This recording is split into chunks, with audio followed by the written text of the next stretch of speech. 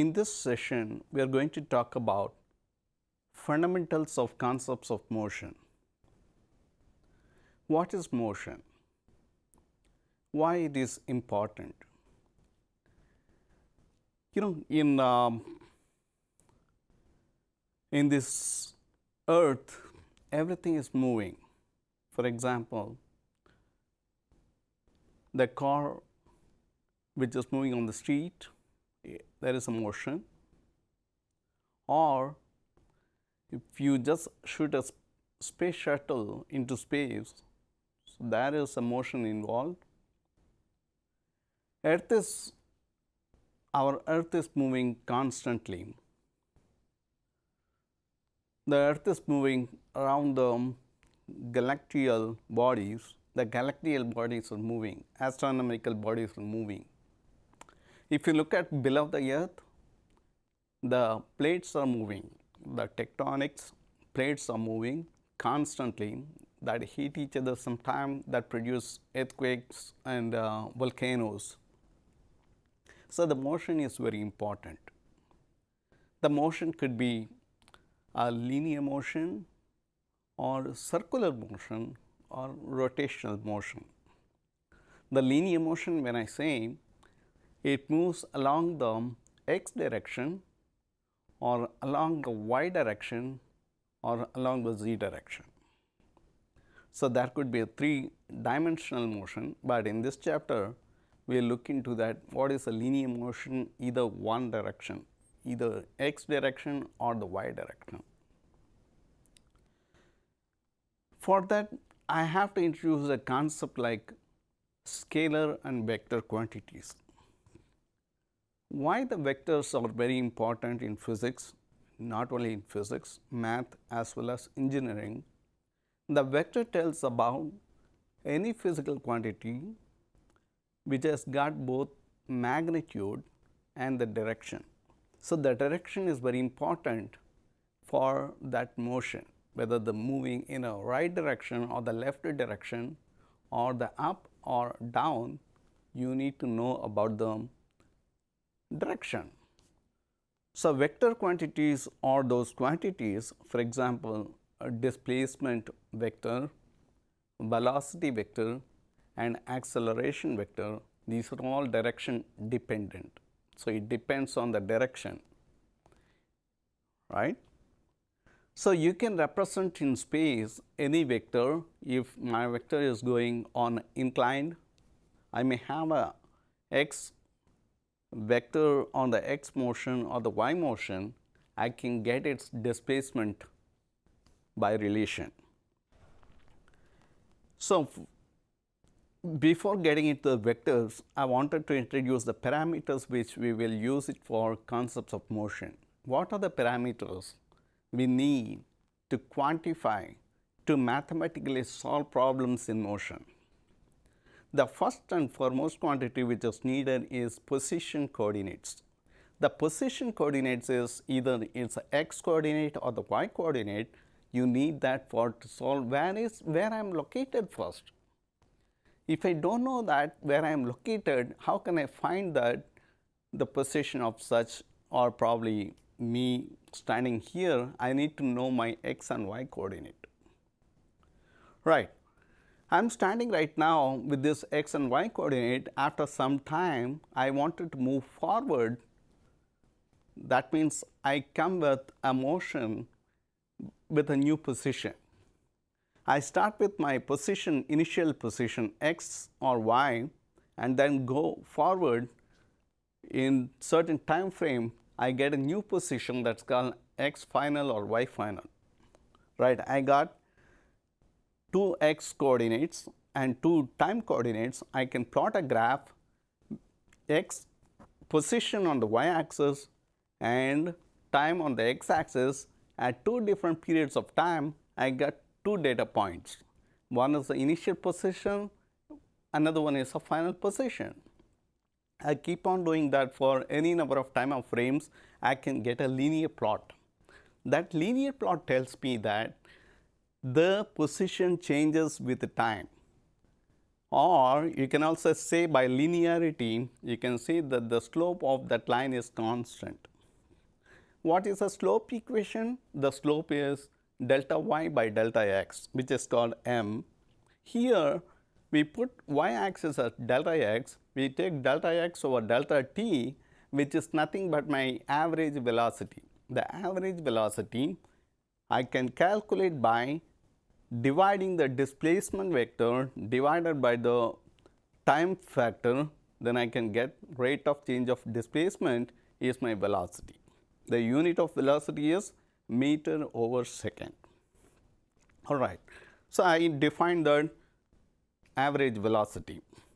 There is another velocity which may not fit into the linear line, which could be an exponential curve fit, where you can get at any particular instant of time, you can also find the velocity of that position.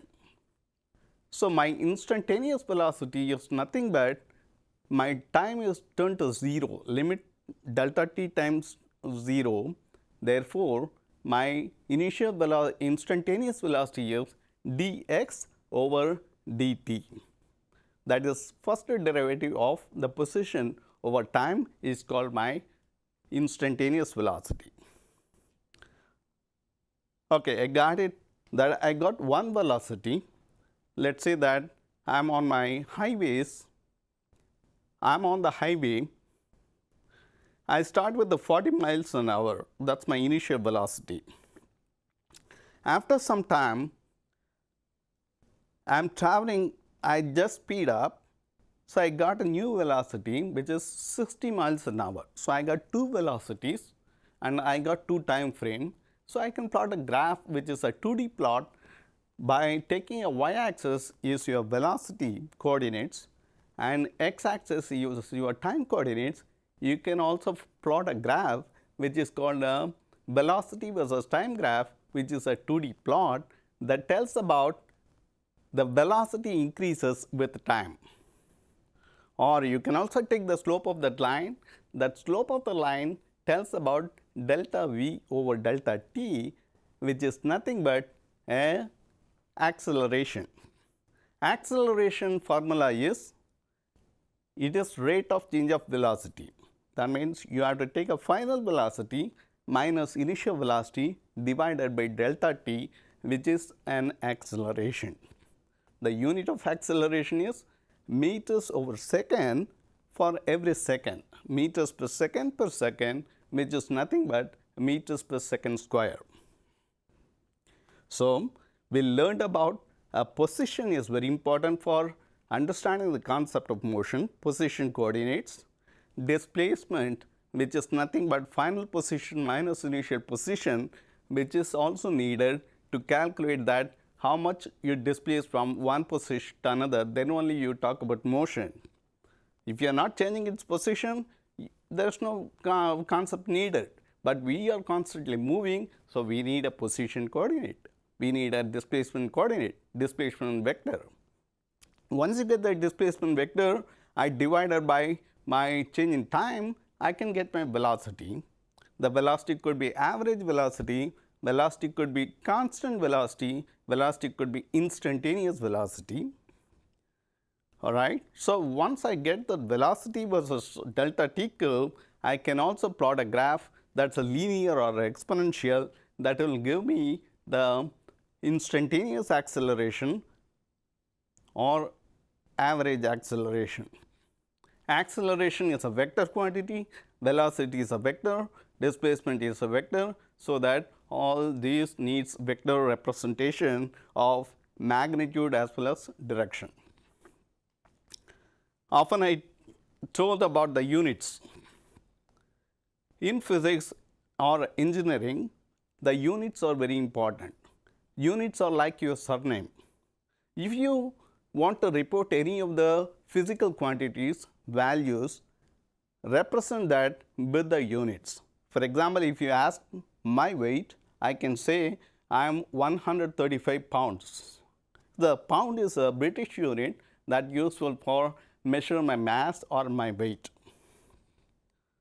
So, if I tell only 135, you cannot assume what I mean for, whether I am talking about pounds or kilograms or ton, right.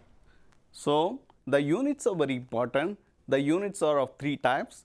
MKS stands for meter kilogram second. CGS, the smallest units called centimeter gram second, and the British units that's called FPS, that's a foot pound second. Don't confuse by mix and match of the units. When you are working on a problem, you have to take the same units and convert it if possible and report in the same units. Don't report one side as a MKS and one side as a SI system or the FPS system, British system.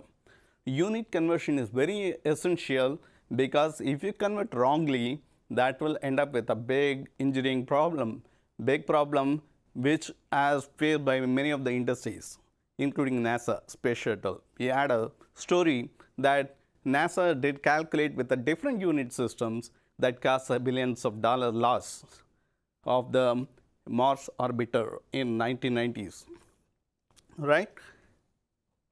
And finally, you report the values of that problem solving by using significant figures and decimal places that are all very common to report any of the results.